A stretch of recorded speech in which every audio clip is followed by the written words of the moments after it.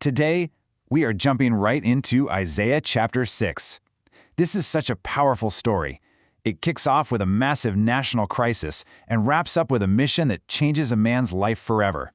It's a real journey from total despair to finding purpose, and it all begins with an absolutely mind-blowing vision of holiness.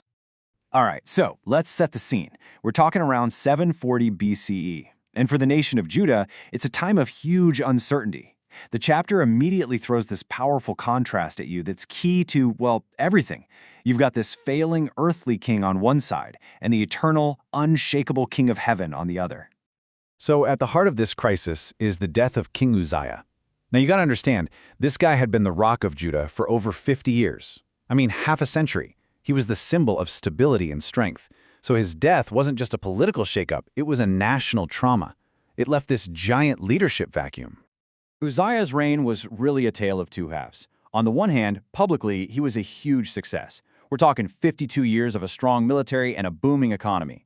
But on the other hand, his pride led to this catastrophic personal failure. He illegally went into the temple, totally overstepping his role, and was struck with leprosy. His death, alone in isolation, was this powerful symbol of a nation that looked strong on the outside but was spiritually sick on the inside. Okay, so it's right in the middle of this chaos, this power vacuum, that the prophet Isaiah gets a vision that completely shatters his worldview and shows him where the real power is. Now, this isn't some fuzzy, abstract idea of God. Isaiah sees God as a reigning king, right there on a throne, in all his majesty. The language here is so intentional. The throne is high and lifted up, and just the train of his robe is so massive it fills the entire temple. The message couldn't be clearer. Earthly kings come and go, but the King of Heaven reigns forever. And it doesn't stop there. Attending this throne are these incredible creatures called Seraphim. Get this, their name literally means burning ones. These are fiery, powerful beings, and their entire existence is to serve right there in the immediate presence of God. Now, their 6 wings are so fascinating because they're deeply symbolic. This isn't just about getting around. 2 wings cover their faces, which is an act of humility. They can't even look directly at God's glory. 2 cover their feet, a sign of reverence, recognizing their place. And the final 2, those are for flying, showing they are always ready to serve. It's this perfect visual for the right way to respond to absolute holiness. And they are crying this out to one another, back and forth. You have to understand, in Hebrew, when you repeat a word 3 times, that is the absolute highest form of emphasis you can give. It's not just saying God is holy, it's saying he is the definition of holy. He's in a category all by himself. And his glory isn't just stuck in the temple, they declare the whole earth is full of it. And this is not some quiet, reflective vision. No way. The sound of their voices is so powerful, it literally shakes the foundations of the building. Then the whole room fills with smoke, which is always a sign of God's overwhelming presence, kind of like what happened at Mount Sinai. This is a visceral, all senses on deck experience of divine power. So how does a mortal human being respond when they're faced with that kind of purity and power? Well, Isaiah's reaction is one of the most honest and profound moments in this entire story.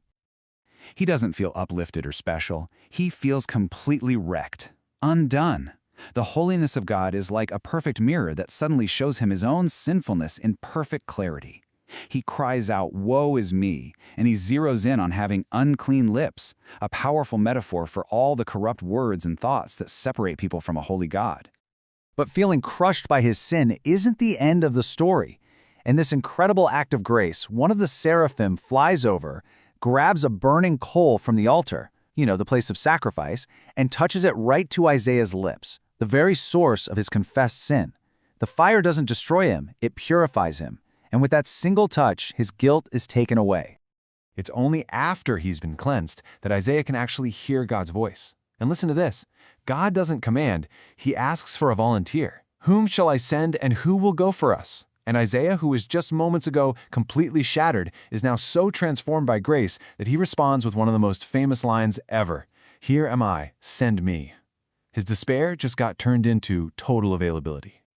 So he just eagerly signed up. But what exactly is this mission? Well, it's not a simple message of revival and hope. It's something way more difficult and way more complicated.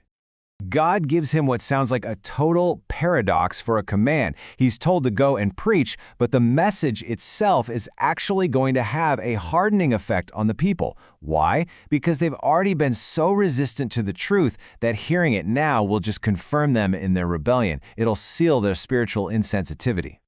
This is a really terrifying concept. It's called judicial hardening. It's a divine judgment where, after you persistently reject the truth, you can actually lose the ability to perceive it, to understand it, and to repent. It's a pretty sobering thought, isn't it? A reminder that there are consequences to continually turning away from the light.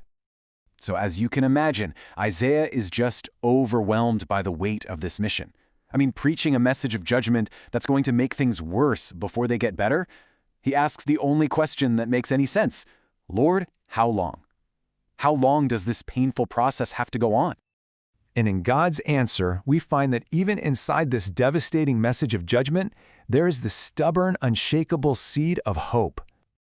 Now, the first part of the answer is bleak. God says the judgment will continue until the land is a desolate waste, the cities are empty, and the people are carried away into exile. This is a grim forecast of the very real invasions that are coming from Assyria and Babylon. But notice, the judgment will be almost total. God promises that even through all that devastation, a tenth, a small remnant will remain. The nation is going to be pushed to the absolute brink, but it will not be completely wiped out. This remnant is called the holy seed, and the picture used to describe it is the key to all the hope in Isaiah's message. It's like the stump of a giant tree that's been chopped down. It looks totally dead, right? But deep inside that stump is the promise of new life, of future growth and restoration. And that right there is the powerful journey of Isaiah chapter 6. It starts with the failure of human leadership and a nation in total crisis.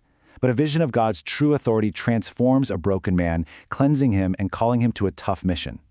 He's sent out with a message of judgment, but one that contains that unshakable seed of hope. It really leaves us with a question for our own time, doesn't it?